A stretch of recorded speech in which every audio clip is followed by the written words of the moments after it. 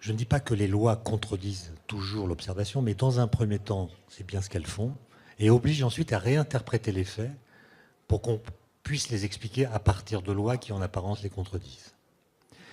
Et c'est ainsi que, depuis Galilée, les physiciens ont été amenés à énoncer des lois qui, lorsqu'on les entend pour la première fois, semblent bizarres parce qu'elles semblent absurdes. Alors, la première question que je voudrais poser est relative à la masse des particules. On sait depuis bientôt un siècle qu'il existe dans l'univers 4 interactions, 4 forces qui agissent sur les objets.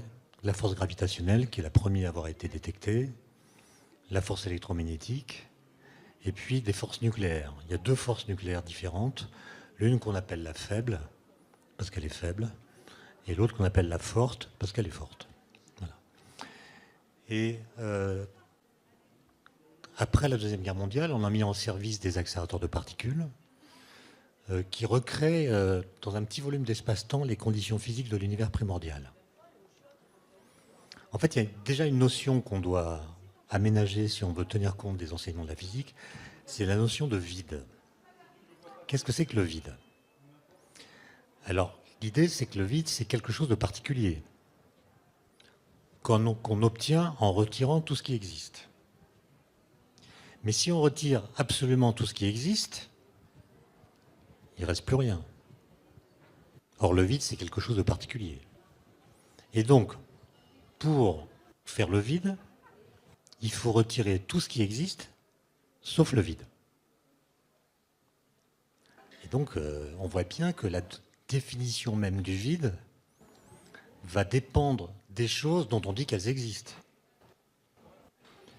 Et il se trouve que dans les années 20 du XXe siècle, entre 1923 et 1927, les physiciens, pour comprendre l'atome et ses interactions, la façon que l'atome a d'envoyer de la lumière ou bien de l'absorber, ont mis au point une nouvelle physique qui s'appelle la physique quantique. Et quand on regarde ce qu'est le vide pour la physique quantique, on s'aperçoit que le vide est plein de choses. C'est-à-dire que dans le vide, une fois qu'on a retiré tout ce qu'on peut retirer, les particules de matière, de lumière, il reste quand même quelque chose. Et c'est quelque chose, c'est ce qu'on appelle des particules virtuelles. C'est des particules qui sont là, mais très fatiguées. Elles n'ont pas assez d'énergie pour exister pleinement. Leur énergie est inférieure à mc², m étant leur masse, c la vitesse de la lumière. Et donc l'énergie qu'elles possèdent n'est pas suffisante pour qu'elles aient une existence complète. Elles sont là très fatiguées et ne peuvent vraiment accéder à l'existence que si on leur donne l'énergie qui leur manque. Et il se trouve que c'est ça que nous faisons avec nos collisions de particules. On redonne au vide quantique, dans un petit volume d'espace-temps, l'énergie qui manque à ces particules, de sorte qu'on les fait sortir du vide, et les faisant sortir du vide, on peut examiner leurs interactions et comprendre d'où elles viennent. L'univers est en expansion, donc il se refroidit, ce qui fait que le vide quantique est de moins en moins énergétique, la température globale baisse, ce qui fait que quand nous recréons dans un petit volume d'espace-temps les conditions physiques primordiales, donc nous réchauffons le vide en fait, eh bien on va voir dans le présent les phénomènes physiques qui se déroulaient dans le passé très lointain, dans le passé d'il y a 13,7 milliards d'années, juste après ce qu'on appelle le Big Bang. Et c'est grâce à ce stratagème, cette ruse par laquelle on offre à l'univers une cure de jouvence, c'est-à-dire on lui fait vivre dans le présent des phénomènes qu'il n'a connus que dans son passé le plus lointain. C'est grâce à ce stratagème qu'on a détecté le boson de Higgs en 2012, particule qui avait été prédite par des théoriciens en août 64, par 3 physiciens, l'un qui s'appelle Peter Higgs, qui est un Écossais, et 2 autres, l'un qui s'appelle François Englert, qui est un Belge, et le troisième qui est Robert Brout, qui était un Américain naturalisé belge peu après. Alors, c'est une histoire évidemment compliquée. Pour la comprendre complètement, il faut écrire des équations. Mais je vais essayer de vous expliquer comment cette idée a germé dans l'esprit de ces 3 jeunes gens. C'était des jeunes gens à l'époque. C'est moins vrai maintenant. Ils ont le prix Nobel, enfin deux des trois ont le prix Nobel. Robert Brout est décédé avant d'avoir pu obtenir le prix Nobel. Mais la question était la suivante. Je vous ai dit qu'après la Deuxième Guerre mondiale, on a créé des collisions de particules avec des machines de plus en plus puissantes.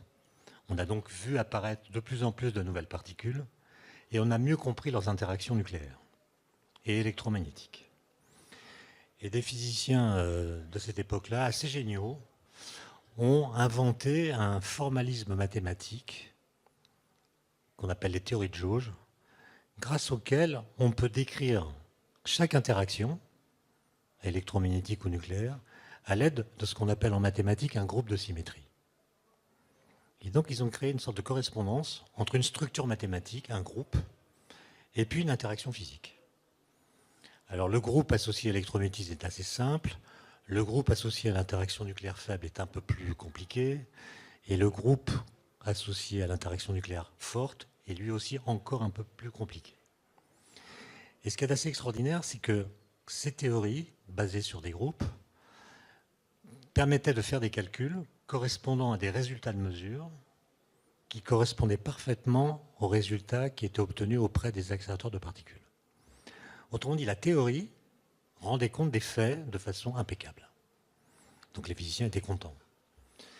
Mais un jour, un petit nombre d'entre eux s'est posé la question, qu'est-ce qui se passerait si cette théorie, qu'on appelle le modèle standard de la physique des particules, était vraiment vraie?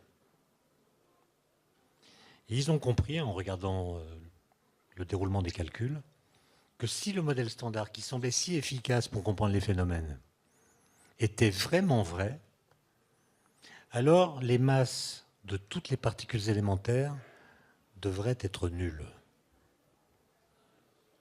Ce qui n'est pas ce que nous observons. Nous observons qu'une particule comme l'électron a une masse non nulle. Le proton, le neutron ont des masses non nulles. À l'époque, on ne connaissait pas encore les quarks, qui sont les constituants des protons et des neutrons. On les a connus depuis, et ils ont une masse non nulle. Et donc cette théorie qui semble si bien marcher, au sens où elle rend compte des résultats expérimentaux, implique une prédiction qui est contredite par les faits. Les particules ont des masses non nulles, alors que la théorie impliquerait que leurs masses fussent, c'est bien un subjonctif, fussent nulles. Et là, évidemment, les gens se sont dit, c'est que la théorie est fausse. La théorie est absurde parce qu'elle prédit quelque chose qu'on n'observe pas, donc elle est fausse. Mais les trois physiciens que j'ai cités tout à l'heure, eux, se sont souvenus de Galilée. Les lois physiques peuvent contredire les observations ou les mesures.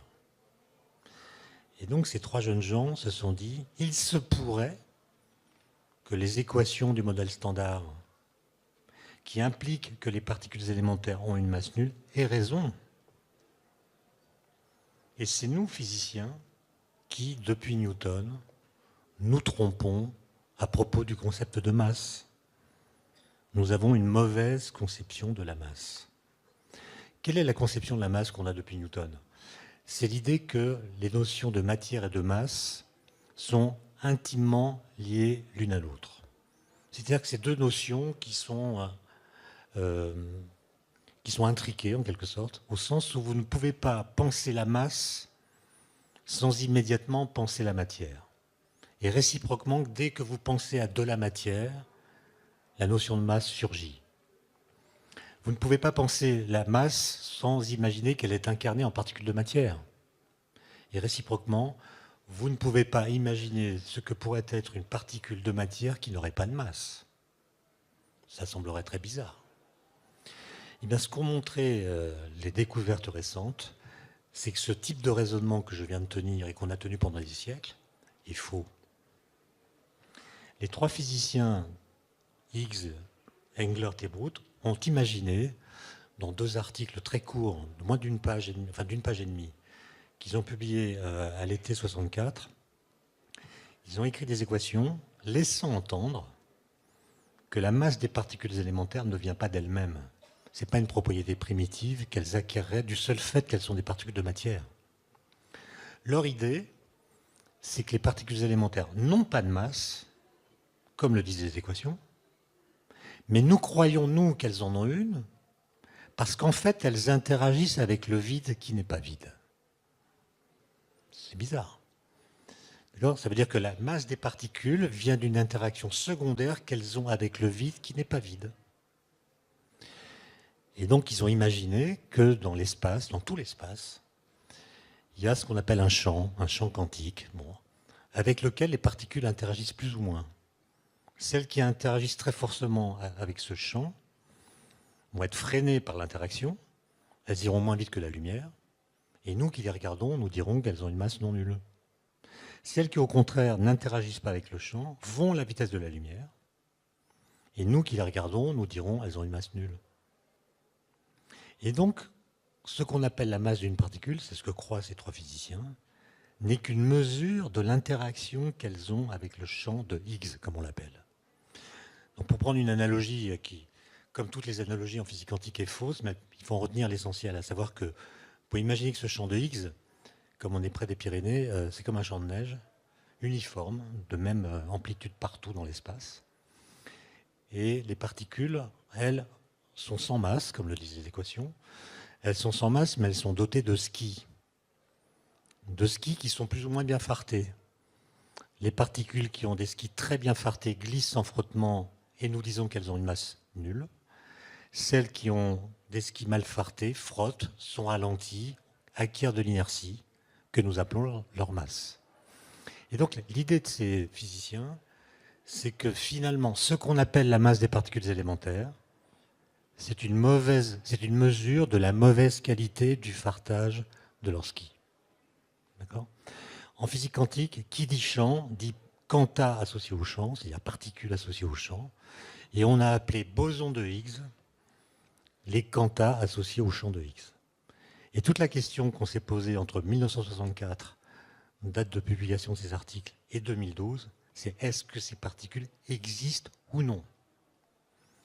On a construit des grosses machines, on a d'abord creusé un tunnel de 27 km, circulaire, à côté de Genève, dans lequel on a construit un accélérateur collisionneur d'électrons et de positrons qu'on a appelé le LEP.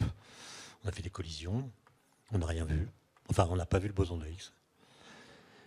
On a changé l'accélérateur, on a fait une machine à protons. Les protons sont plus lourds que les électrons, donc dans les collisions, il y a plus d'énergie. Et en 2012, après beaucoup de travail, on a vu les bosons de Higgs.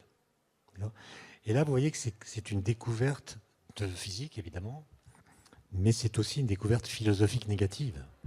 C'est-à-dire c'est une découverte qui, si on la prend au sérieux, et il faut la prendre au sérieux, doit modifier notre façon de penser le lien entre matière et masse.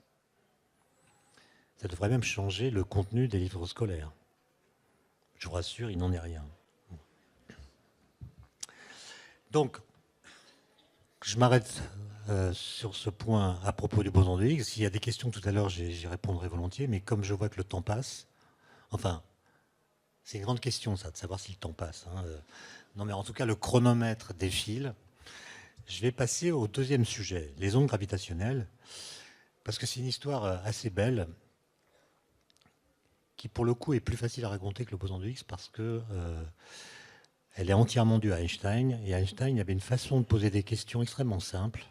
Il a commencé à le faire à l'âge de 15 ans, des questions très très simples, qui portaient toutes sur la question de la lumière et de sa propagation dans l'espace. On pourrait dire que c'était des questions d'enfants, mais quand je dis questions d'enfants, vous allez peut-être imaginer que c'est des questions que posent tous les enfants. En fait, c'est des questions qui ressemblent à des questions enfantines, je devrais plutôt dire, mais que Einstein a résolu avec un cerveau d'adulte. Ce qui fait qu'il y a une sorte de poétique einsteinienne par le fait qu'il avait une façon très très personnelle d'interroger le réel, d'interroger les objets, d'interroger les phénomènes. Et à la fin de sa vie, d'ailleurs en 1954, un an avant sa mort, il a accordé une interview à l'un de ses biographes qui s'appelait Selig, qui lui a demandé, mais Einstein, à votre avis, pourquoi est-ce que vous avez été le premier à découvrir la théorie de la relativité en 1905 ? Et Einstein a proposé une réponse, a formulé une réponse que je crois sincère, même si elle est très curieuse. Il dit « c'est grâce à mon retard mental ». Et oui, parce que alors il continue, il explique. Il dit que les questions d'espace et de temps sont des questions qu'en général, l'être humain résout dans l'enfance. Quand on est enfant, on voit qu'on peut se déplacer librement dans l'espace, on peut aller et revenir. Les longueurs se mesurent avec des règles ou des doubles décimètres, alors que les durées, elles, correspondent à une sorte d'espace dans lequel on ne peut pas voyager. On est prisonnier de l'instant présent, on ne peut pas le quitter, on n'est pas libre de ses mouvements dans le temps. Et donc il y a une grande différence entre l'espace et le temps, et on comprend également, en général dans l'enfance, que les durées se mesurent avec des montres ou des horloges. Et une fois qu'on a compris ce qui distingue l'espace du temps, la question de l'espace et du temps est réglée. Et on ne se la pose plus. Alors qu'Einstein lui dit, moi, mon retard mental a fait que je me suis posé ces questions bien plus tardivement, et j'avais déjà un cerveau d'adulte. Et donc le génie d'Einstein, c'est de poser des questions d'enfant alors qu'on a déjà un cerveau d'adulte. Et pour arriver aux ondes gravitationnelles, il faut donc suivre le fil des idées d'Einstein, le fil des questions qui va se poser entre l'âge de 15 ans et l'âge de 32 ans. Et ça commence lorsqu'il a donc 15 ans, il a quitté le lycée, enfin il n'a pas quitté, il a démissionné du lycée où il était scolarisé à Munich, donc en Allemagne, avec une discipline militaire. Il est né en 1879, Einstein, donc il a 15 ans en 1896, non, 94, pardon. Et à l'époque, la discipline dans les lycées est quasiment militaire. Il y a des défilés à tous les coins de rue, des bruits de bottes. Il ne supporte pas. Et donc, il démissionne du lycée et quelques mois plus tard, il renonce à la nationalité allemande. Il rend son passeport, il devient apatride. Il prend le train pour rejoindre ses parents qui s'étaient installés en Italie, du côté de Milan. Et pendant une année, il est déscolarisé. Et il écrit une lettre à l'un de ses oncles dans laquelle il dit quelles sont les questions auxquelles il s'intéressera toute sa vie. C'est une lettre qu'on peut retrouver à Berne, elle est au musée Einstein à Berne, vous pourrez la consulter si vous allez là-bas. Et Einstein pose des questions d'enfant. Il se demande par exemple, qu'est-ce qui se passerait si de la lumière émettait de la lumière? Quelle serait la vitesse de la lumière émise? On est d'accord que la lumière va à la vitesse de la lumière. La lumière émise par la lumière devrait aller donc à la vitesse de la lumière, plus, qui est la sienne, plus la vitesse de la lumière qu'il a émise. Donc la vitesse de la lumière émise devrait être 2 fois la vitesse de la lumière. Mais si la lumière émise émet à son tour de la lumière, ça fait 3 fois, etc., 4 fois, 5 fois. Et ainsi on fabrique un escalier cinématique vers l'infini. Et donc, si la lumière émettait de la lumière, on devrait avoir de la lumière de vitesse infinie. C'est bizarre. C'est bizarre, dit Einstein. Il a 15 ans. 1 an plus tard, il est scolarisé parce qu'il a appris qu'en Suisse, il y a des écoles libérales qui permettent de préparer le concours à l'école polytechnique de Zurich. Et donc, il est envoyé en Suisse, dans une petite ville qui s'appelle Aarau, qui est pas très loin, qui est entre Bâle et Zurich. Et là, il est scolarisé dans une école qui est donc très libérale, qui laisse parler les élèves, qui part des questionnements des élèves. Il s'épanouit, il tombe amoureux et il aime les études. Et à l'âge de 16 ans, il fait ce qu'on appelle une expérience de pensée. Une expérience de pensée, ce n'est pas une expérience mentale, c'est vous supposez qu'une théorie est vraie et vous imaginez une situation que vous ne pouvez pas réaliser dans la pratique pour voir ce que cette théorie que vous supposez vraie donnerait si on pouvait réaliser la situation que vous avez imaginée. Ça permet de savoir ce que les théories ont dans le ventre, ce qu'elles impliquent, quels sont leurs ressorts profonds. Et c'est la première fois qu'Einstein va proposer une expérience de pensée qui met en scène son propre corps. Et vous verrez que c'est souvent ce qu'il fera par la suite. L'expérience qu'il imagine est la suivante. Qu'est-ce que je verrais si j'étais à cheval sur un rayon de lumière? C'est quand même une drôle de question. Alors si je suis à cheval sur un rayon de lumière, à l'époque on pense que la lumière est formée d'ondes électromagnétiques. Et donc si je suis à cheval sur une onde électromagnétique, je suis un peu comme un surfeur sur la mer qui est sur la crête d'une vague. Le surfeur est poussé par la vague, son mouvement est celui de la vague. Du coup, la vague qui est devant lui paraît immobile, et la vague qui est derrière lui paraît immobile. Donc quand vous faites du surf, eh bien, vous voyez un système d'ondes stationnaires. C'est-à-dire vous voyez un système de vagues qui sont immobiles par rapport à vous. Si maintenant je m'imagine à cheval sur une onde électromagnétique, ça sera la même chose. Je verrai une onde électromagnétique stationnaire, c'est-à-dire qui sera immobile par rapport à moi, puisque je me déplacerai comme elle. Or, à 16 ans, Einstein, il avait déjà lu pas mal de grands physiciens, notamment des textes de Maxwell, qui avait été le grand théoricien de l'électromagnétisme, des textes de Hertz, qui avait découvert les ondes électromagnétiques. Et il savait très bien, pas par ses professeurs, mais par ses lectures, qu'il n'existe pas de solution stationnaire des équations de Maxwell. Et donc, l'expérience de pensée qu'il avait faite correspondait à une situation dont il savait que les équations de Maxwell disent qu'elle est impossible. Donc, deux solutions. Ou les équations de Maxwell sont fausses, ou l'expérience que j'ai imaginée est une expérience impossible, comme le disent les équations de Maxwell. Bon, je vais devoir aller plus vite parce que l'histoire est un peu longue, mais il va trouver la solution 10 ans plus tard, en 1905. À l'âge de 26 ans, il est ingénieur à l'Office fédéral de la propriété intellectuelle de Berne. Il n'a pas trouvé de poste à l'université parce que son tempérament, non pas turbulent, mais disons un peu casse-pied pour les profs, a fait qu'il n'a pas eu de lettre de recommandation et n'a donc pas pu obtenir de poste académique. Et comme il était père de famille, il a fallu qu'il trouve un petit boulot, on dirait aujourd'hui. Donc il était ingénieur des brevets, ce qui l'a d'ailleurs enthousiasmé. Et en 1905, alors qu'il est complètement inconnu du monde académique et universitaire, il écrit 5 articles absolument incroyables, en 6 mois d'intervalle, un en mars, un en avril, un en mai, un en juin, un en septembre. Et chacun de ces articles, dans son propre champ, crée la révolution. Et dans l'article de juin, qui est consacré à ce qu'on appellera plus tard la théorie de la relativité restreinte, il résout les questions qui s'est posées dans l'enfance. Qu'est-ce qui se passerait si la lumière émettait de la lumière ? Eh bien, la lumière émise irait à la vitesse de la lumière. Qu'est-ce qui se passerait si j'étais à cheval sur un rayon lumineux ? C'est impossible, parce que la lumière, par rapport à moi, va toujours à la vitesse de la lumière. Même si je cours après un rayon lumineux à une vitesse très très grande, proche de celle de la lumière, donc je crois que je vais la rattraper, mais en fait, la vitesse de la lumière par rapport à moi sera la vitesse de la lumière. Et le fait que la vitesse de la lumière soit un absolu, un invariant, c'est-à-dire qu'elle soit la même dans tous les référentiels, va l'obliger à changer la façon de comprendre les liens entre l'espace et le temps. Et c'est la modification des liens entre l'espace et le temps qui est décrite par ce qu'on appelle les équations de la relativité.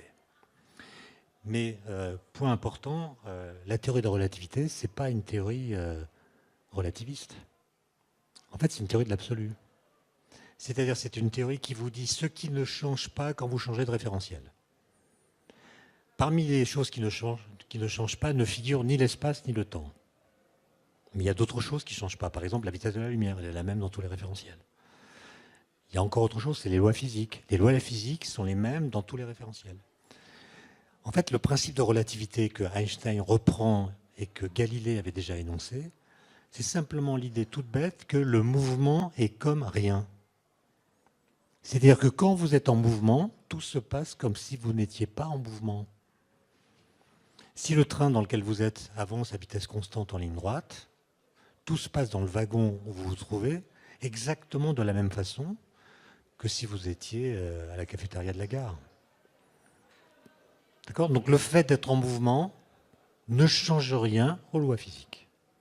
C'est ça que dit la relativité et que Einstein va reformuler d'une façon qui tient compte du fait que, contrairement à ce que pensait Galilée, la vitesse de la lumière est un absolu.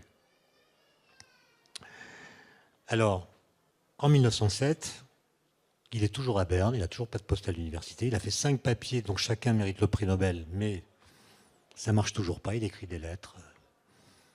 Il n'a pas de poste, ni en Suisse, ni en Allemagne, ni ailleurs en Europe. Et en 1907, au mois de novembre, en rentrant de déjeuner, il a, dira-t-il plus tard, l'idée la plus heureuse de sa vie.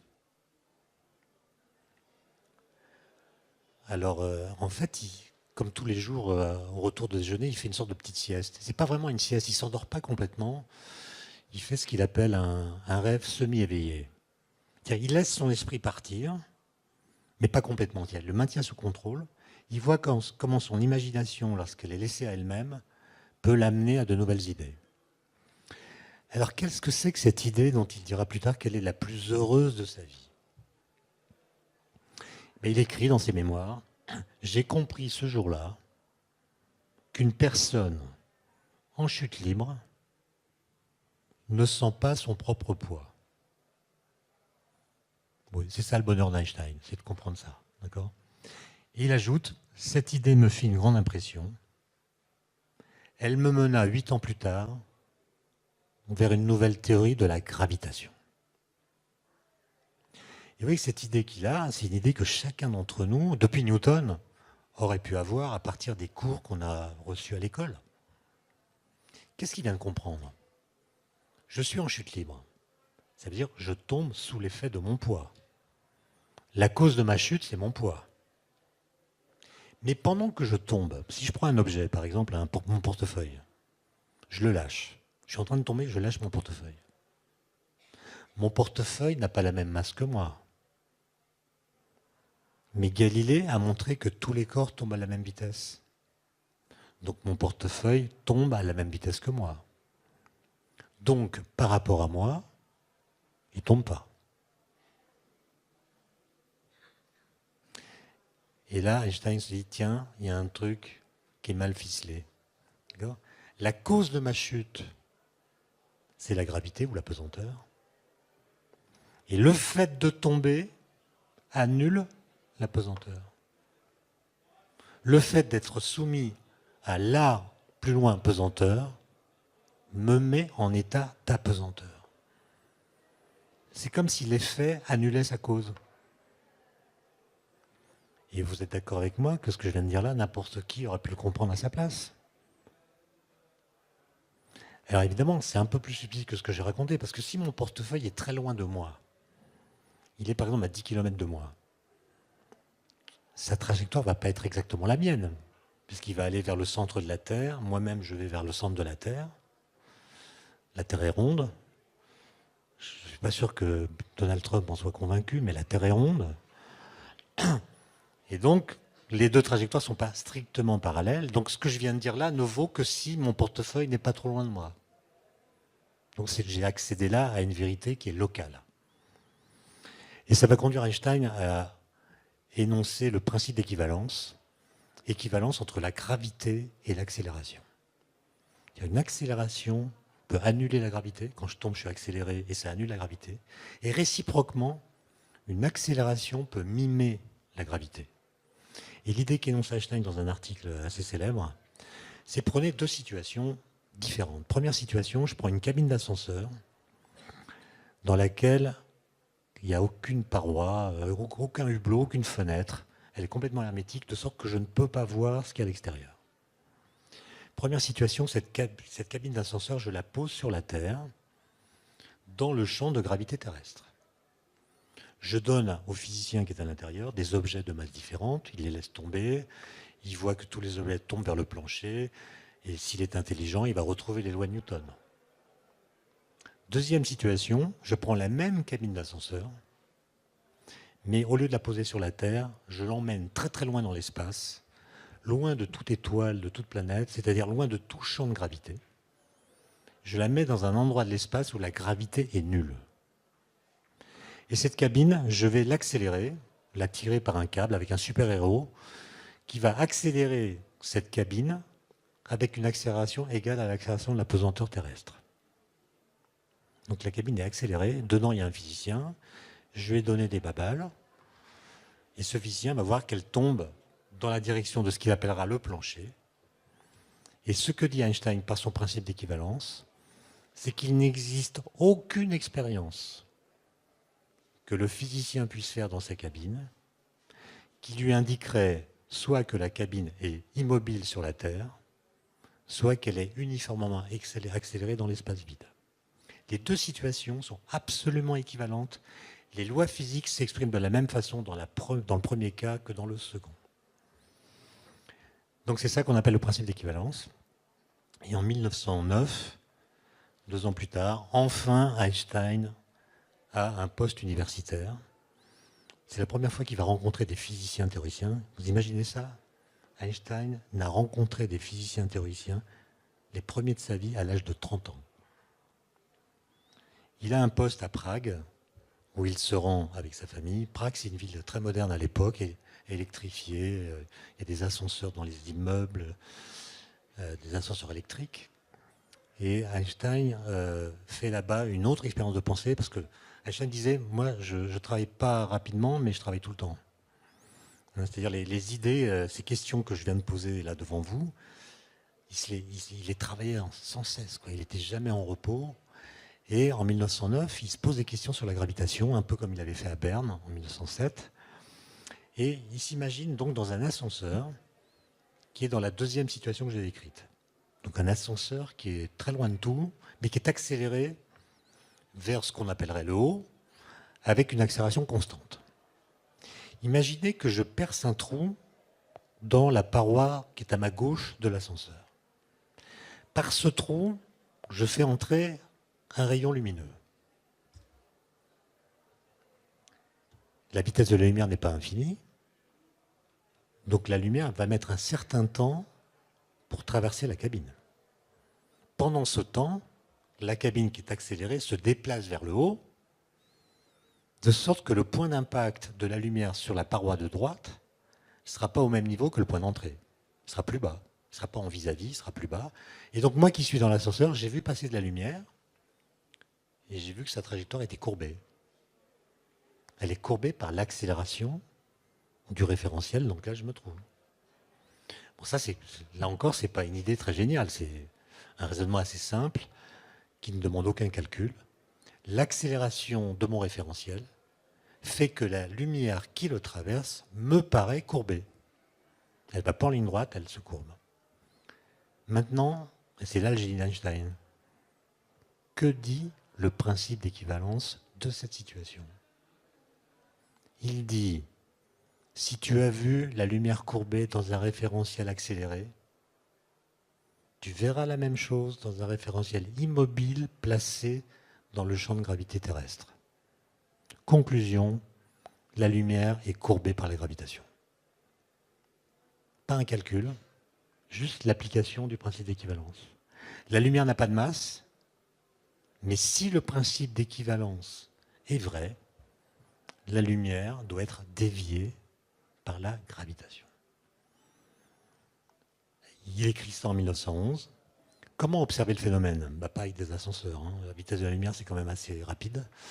Et donc, ce n'est pas en regardant sa propagation sur quelques mètres qu'on va se rendre compte de cette courbure.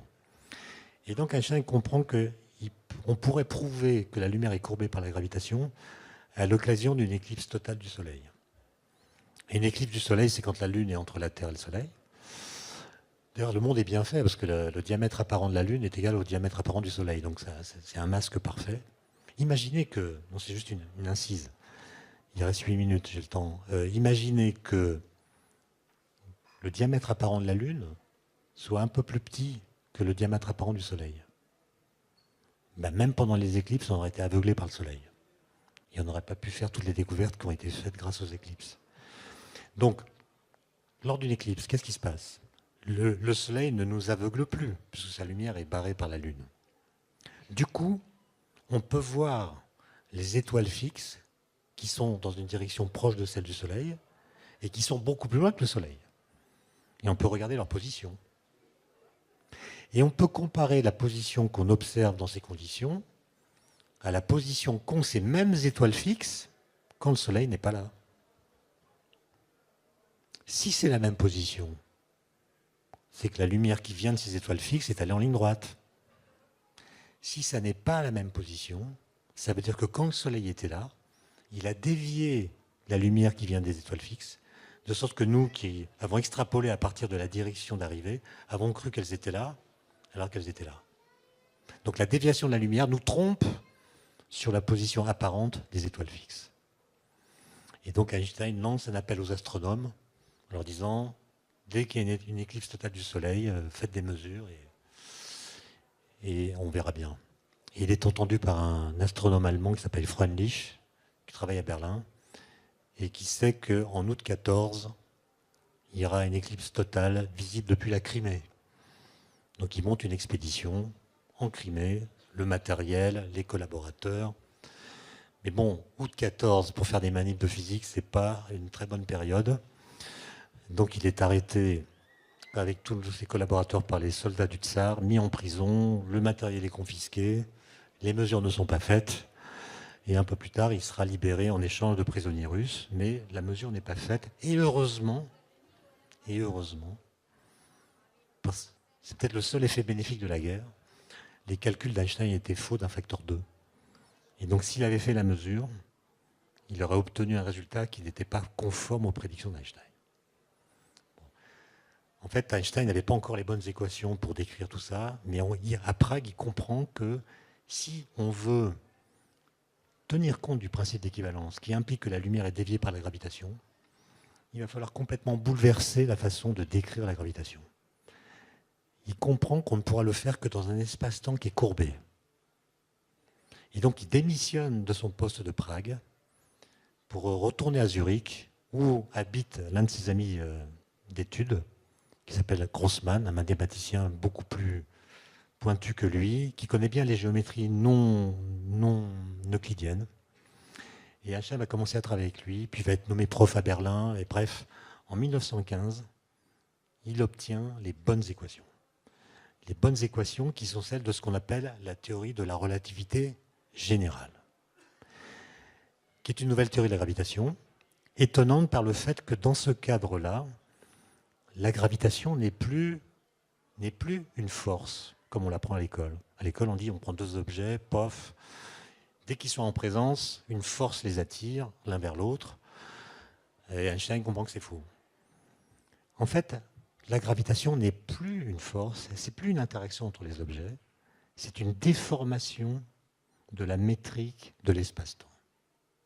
C'est-à-dire qu'en fait, les objets qui sont soumis, qui subissent la gravitation, qu'ils soient de masse nulle ou pas nulle, ces objets ont un mouvement inertiel. Le mouvement inertiel, c'est-à-dire le mouvement d'objets qui ne subissent pas de force. Ils vont en ligne droite. Par exemple, la Terre qui tourne autour du Soleil, en fait, elle va en ligne droite. Ce qui n'est pas ce qu'on voit qu'elle tourne. Mais là encore, Galilée, les lois physiques peuvent contredire ce qu'on observe et obligent à réinterpréter ce qu'on observe. On voit que la Terre tourne autour du Soleil, mais en fait, elle va en ligne droite dans un espace-temps qui est courbé par le Soleil. Donc ce n'est pas la Terre qui tourne, c'est les lignes droites qui tournent. D'accord ? Oui, je sais, mais c'est comme ça. Et en 1919, la guerre est finie, et un astronome anglais qui s'appelle Eddington, qui était Quaker, Quaker, c'est-à-dire il refusait de porter les armes, ce qui lui avait eu pas mal d'ennuis, mais après la guerre, il a voulu, lui l'anglais, donc compatriote de Newton, montrer que la théorie d'un physicien allemand, donc d'un pays qui avait fait la guerre à l'Angleterre, avait raison contre Newton. Parce qu'il pensait que la science était un principe, une idée qui allait unifier les gens et empêcher la guerre. Et il va monter 2 expéditions dans l'hémisphère sud pour observer une éclipse totale du Soleil. Et il va mesurer que la déviation de la lumière est exactement celle qu'a calculée Einstein avec les bonnes équations. Et donc, ce résultat fait la une des journaux dans le monde entier et Einstein devient une star mondiale parce qu'il a compris la gravitation d'une façon révolutionnaire qui change les liens qu'il faut penser entre l'espace, le temps, la matière, l'énergie, la lumière. Et ça, c'est une idée, pour le coup, qui va mener le monde. La cosmologie scientifique d'aujourd'hui utilise toujours les équations d'Einstein. Et à l'heure où on parle des big data, je trouve que c'est intéressant. Essayez d'imaginer ce qu'on savait de l'univers en 1915. Ben rien. On ne savait même pas qu'il y avait d'autres galaxies. On ne savait pas que l'univers était en expansion. On ne connaissait pas d'autres objets célestes que les étoiles ou les planètes. Et on ne savait pas d'où vient que les étoiles brillent. On ne connaissait pas les forces nucléaires. On ne savait rien. Un siècle d'études, de recherches, d'acquisition de données par les satellites, les télescopes, qui ont complètement changé notre vision de l'univers, n'ont pas modifié les équations qu'ils décrivent. Donc moi, je veux bien me faire le chantre des big data, mais si on prenait l'histoire à l'envers, imaginons qu'on ait toutes les données accumulées pendant un siècle, mais pas les équations d'Einstein. Est-ce que par des logiciels intelligents exploitant ces big data, on pourrait retrouver les équations d'Einstein? Non. Donc les génies, c'est utile. D'accord? Alors, il me reste 1 minute 21 pour parler des ondes gravitationnelles. Donc en 1916, Einstein est épuisé par les privations, par le travail qu'il a complètement cuit, si on peut dire. Et en 1916, il se demande, mais est-ce qu'il ne pourrait pas y avoir des ondes gravitationnelles qui seraient l'équivalent des ondes électromagnétiques qu'on peut fabriquer en accélérant une charge électrique? Vous prenez une charge électrique, vous l'accélérez, elle émet des ondes électromagnétiques. Est-ce qu'une masse peut faire la même chose? Mais elle émettrait des ondes gravitationnelles qui sont des déformations de l'espace-temps. C'est-à-dire que la métrique de l'espace-temps se déforme à leur passage. Quand une onde gravitationnelle passe, la distance entre mes deux doigts, par exemple, va augmenter, puis diminuer. Et moi, si je vois ça, je vais dire, tiens, mes doigts ont bougé dans l'espace. Einstein dit, non, non, c'est pas parce qu'on voit les doigts qui bougent. En fait, les doigts sont immobiles dans un espace qui se dilate. C'est la distance qui augmente et pas les objets qui se déplacent. Donc si vous voulez mesurer le passage d'une onde gravitationnelle, ce n'est pas avec un double décimètre que vous allez le faire, parce que le double décimètre au passage de l'onde, il va s'étirer, parce que l'espace va s'étirer. Et donc il ne verra rien. Pour mesurer le passage d'une onde gravitationnelle, il faut utiliser la seule grandeur qui soit absolue, qui est la vitesse de la lumière. Et c'est ce qu'ont fait les Américains ou les Européens avec ce qu'on appelle des interféromètres de plusieurs kilomètres. Interféromètres de Michelson, donc deux faisceaux laser perpendiculaires qui font des tas d'allers-retours, qui interfèrent. Et si une onde gravitationnelle passe, elle va modifier la longueur du trajet de la lumière et donc décaler les franges d'interférence. Et les Américains ont vu une onde passer le 14 septembre 2015. Et comme les ondes gravitationnelles, à la différence de la lumière, gardent la signature exacte de la source qui les a émises, parce la lumière, elle est absorbée, elle est déviée, elle est diffractée, elle est diffusée. Et donc, la lumière que nous recevons, elle ne garde pas de trace de la source qui l'a émise. Les ondes gravitationnelles, elles traversent la matière sans être affectées par elle. Et donc, elles gardent la signature exacte de la source qui les a émises. Et par un petit calcul, tout est relatif, par un petit calcul, ça c'est quand même incroyable, c'est un physicien français qui a fait ça, Thibaut Damour, il avait fait des calculs avant, pour regarder quel serait le spectre des ondes gravitationnelles qui seraient émises par la fusion de deux trous noirs.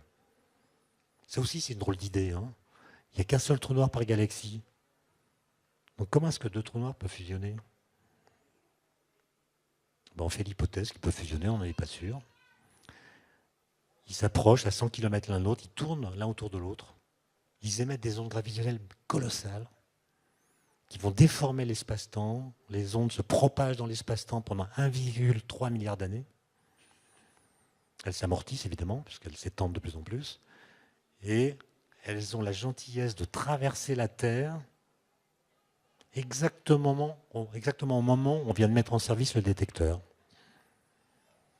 Et on a pu mesurer le signal, vous avez vu ça dans les journaux, l'onde est passée pendant 10 millisecondes, on ne s'en est pas rendu compte, parce que les variations de distance sont tellement infimes qu'il faut un détecteur pour les déceler. Et ces ondes ont pu être identifiées, et à partir de leur forme spécifique, on a pu dire quelle était la masse des deux trous noirs qui ont fusionné. C'est en gros 30 fois la masse du Soleil pour chacun des deux. Et on a pu même montrer que dans le processus de fusion, il y a 3 masses solaires qui ont disparu. C'est-à-dire que le trou noir résultant a 3 masses solaires que la somme des masses de deux trous noirs qui ont fusionné. D'où est passée cette masse? C'est transformé en énergie par E égale mc2. Donc vous avez un truc dans lequel 3 masses solaires ont été converties en énergie. Je ne sais pas si vous vous rendez compte du chiffre. Sachant que Hiroshima, par exemple, la bombe d'Hiroshima, c'est 1 gramme de matière qui donne l'explosion que nous connaissons. Il n'y a qu'un gramme de matière qui a été transformé en énergie par l'explosion d'Hiroshima. Là, je vous parle de 3 masses solaires. C'est une puissance colossale qui est supérieure à la puissance totale émise en lumière par toutes les étoiles de l'univers observable. Et on a pu détecter ces ondes pour la première fois, 1 siècle exactement, après qu'elles aient été prédites par Einstein. Et ça aurait été intéressant qu'Einstein revienne pour voir ce résultat, parce qu'Einstein croyait que les ondes gravitationnelles existent, mais il pensait qu'on ne pourrait jamais les détecter. Donc là-dessus, il a été démenti. En revanche, il ne croyait pas aux trous noirs, alors même que sa théorie a permis de les prédire. Et donc, ça serait intéressant de voir la réaction d'Einstein, apprenant qu'on a détecté les ondes auxquelles il croyait, mais dont il pensait qu'on ne pourrait pas les détecter, et que leur détection prouvait l'existence des trous noirs auxquels il ne croyait pas. Voilà des idées intéressantes. Merci pour votre attention.